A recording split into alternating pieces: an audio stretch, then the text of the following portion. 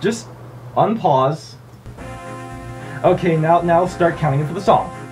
1, 2, 3, 4. I had no shoes and I complained until I met a man who had no feet. That's really beat. I had no what? I thought when you did the counting that was the beat at which we were going to sing. I can't do beats! I'm not talented! Okay then. 1, 2, 3, 4. I had no shoes and I complained until I met a man who had no feet. That's really beat. I had no feet and I complained until I met a man who had no knees. That was his disease. I had no knees and I complained until I met a man, and you know what? He had no butt. I had no butt and I complained about it all. And then I met a man who had no balls. I had no balls and I complained until I met a man who had no guts. No balls, no butt, and now no guts. I had no guts and I complained until I met a man who had no heart. The most important part, I had no heart and I complained I did not understand. And then I met a man who had no hands. I had no hands and I complained until I met a man who was a wreck. He had no neck. I had no neck and I complained until I met a man who had no chin. Some folks lose, some folks win. And we plan on winning this time. We plan on winning this time too. Hi everybody. I'm Rondie and I have the bad headphones today. Yes. I am the left-eared person. Where you go? Alright, okay, that's enough singing for now.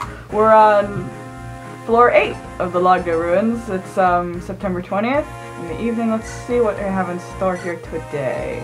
Now the first thing you're going to notice is that Roffie is distracting me. The next thing you're going to notice is that I have some special guest stars this episode. So basically, I got so bored of just seeing the trainees, even though they're really, really awesome. And since this is the water level, and on the water level with the disappearing bridges, you must bring flying units. It's absolutely important, and it makes me talk in my fake faggot voice. So, we're bringing Tana and Cormag, and they're gonna have some fun, and then maybe Ewan will actually be able to heal somebody, because these guys are pretty tough. Let's see what we have going here.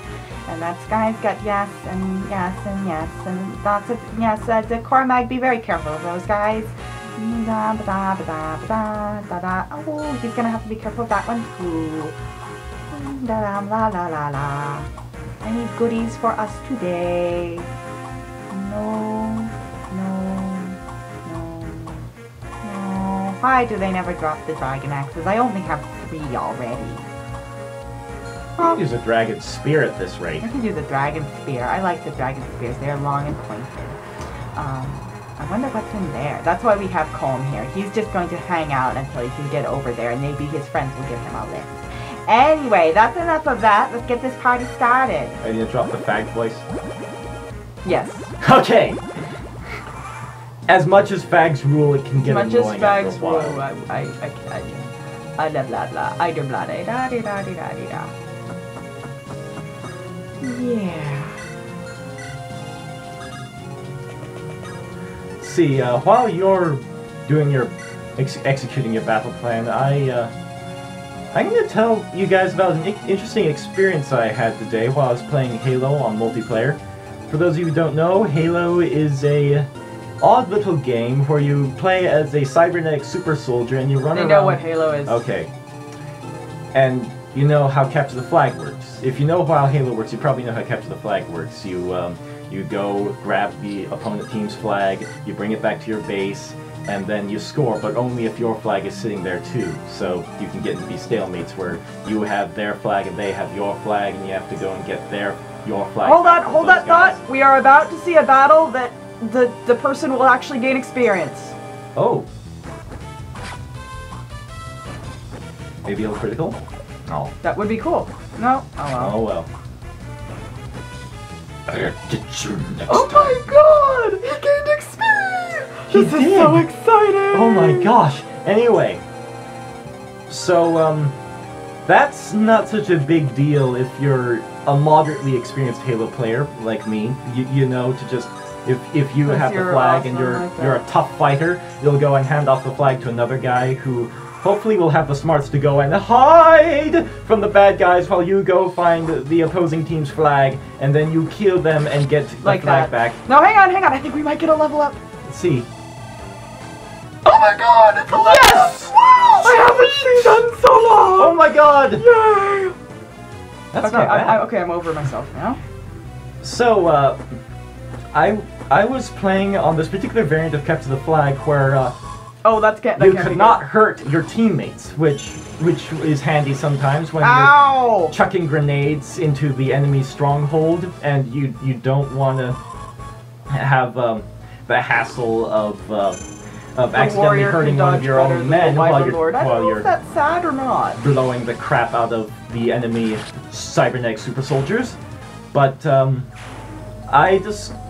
anyone who plays Capture the Flag will know that it's really, really bad to have friendly fire disabled when a guy oh my god, there's gonna be more XP! There's a level up! Ooh. Oh my god! Oh. Oh. She's getting stronger and stronger! She can't get stronger. Well, she's getting faster and healthier. Yay. And so, friendly fire disabled is bad if some twitball of a teammate decides to hand their flag off to a guy who has left their keyboard and is probably not coming back in the next half hour. So there's... Yeah, that sucks. Yeah, so there's no way you can score. But, being the resourceful Halo player that I am, when I discovered this, you see what happened is that it was like I was running away from base with the flag in hand, and I noticed that I had a guy with rockets chasing after me, so I was like, okay, you red over... so I was almost at the base, so I was like, you red teammate over there, grab my flag, hide while I go kill this guy, and then I'll go and find some people to hand off the...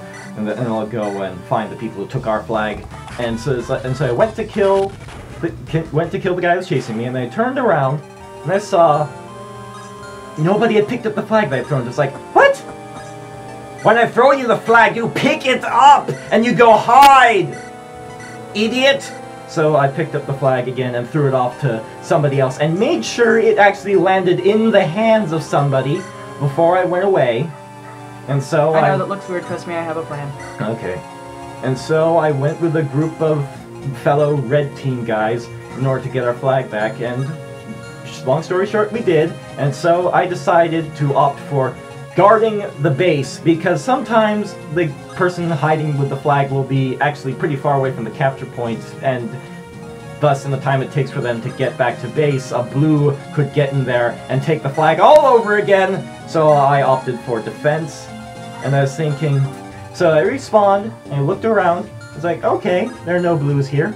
I guess the guy's cleared to score now. And I noticed that on my nav points, according to my radar, the guy with the flag was standing right behind me in a little alcove.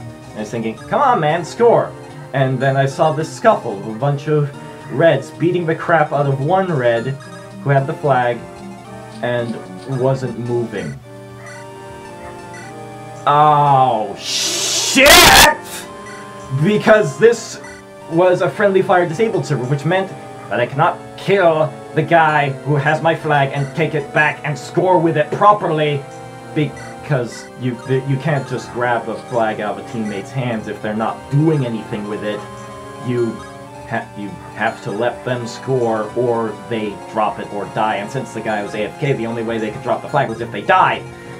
And the only way if they can die when friendly fire is disabled is for a blue to come in, and the blue guy is probably just going to get the flag back as soon as they kill him. So I was pretty ticked off. He was very ticked off. There was steam coming out of his ears. There were thunderclouds forming over my head. There were thunderclouds forming over my head in the game! I think some of my team, I think it actually managed to scare away some of the blues, And that's why they didn't disturb me while I was trying to get that guy to score.